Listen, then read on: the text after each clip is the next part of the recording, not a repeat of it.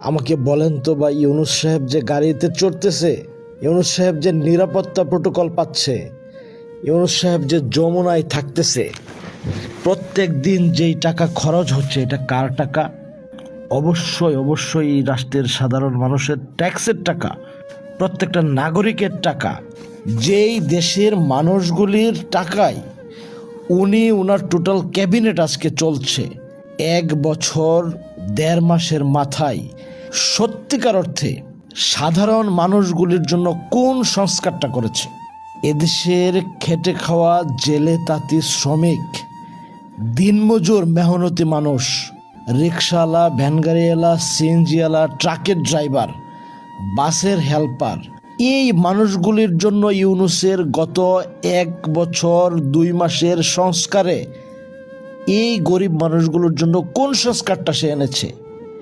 সে যে রাষ্ট্রের লক্ষ লক্ষ কোটি কোটি টাকা প্রত্যেক দিন, প্রত্যেক সপ্তাহ, প্রত্যেক মাসে খরচ করছে, এই টাকা দিয়ে তো গরিব মেহনতি মানুষের জীবন মান উন্নয়নের জন্য তার চিন্তা করার কথা ছিল। সে আছে সংস্কার নিয়ে।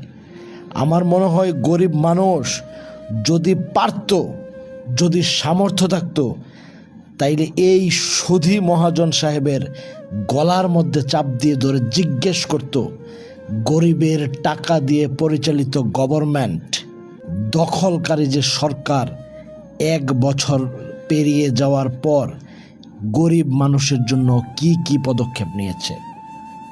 শেখ হাসিনা চলে যাওয়ার পর কয় কিলোমিটার রাস্তা ইউনূস দেশের মানুষকে উপহার দিয়েছে? কয়টা শিক্ষা প্রতিষ্ঠান নতুনভাবে ইউনূস করেছে? কয়টা ব্রিজ, কালভার্ট, সাঁকো, মসজিদ, মাদ্রাসা সে করেছে? উনি আছে কিভাবে আওয়ামী লীগ আর কোনো দিন এদেশে না আসতে পারে, তার কি কি ব্যবস্থা করা যায় এগুলি নিয়ে, কিভাবে আওয়ামী লীগের প্রত্যেকটা নেতাকর্মীদেরকে নিঃশেষ করে ফেলা যায় এগুলি নিয়ে, কিভাবে এই পশ্চিমা শক্তির কাছে এই দেশকে বন্ধক দিয়ে তার ম্যাটিকুলাস ডিজাইনের শেষ কৃতজ্ঞতা পশ্চিমাদের কাছে কিভাবে জানানো যায় এগুলি নিয়ে। আজকে আমেরিকার যুদ্ধজাহাজ আসছে চট্টগ্রামে। হয়তো গরিব মানুষগুলো ভালো করে এই খবর রাখে না, একদিন না একদিন রাখবে, একদিন না একদিন অবশ্যই ইউনূস সাহেবকে জবাব দিতে হবে। গরিবের ট্যাক্সের পরিচালিত সরকারে বসে সে কিভাবে তার নিজের ট্যাক্স 666 কোটি টাকা মওকুফ করিয়ে নিল।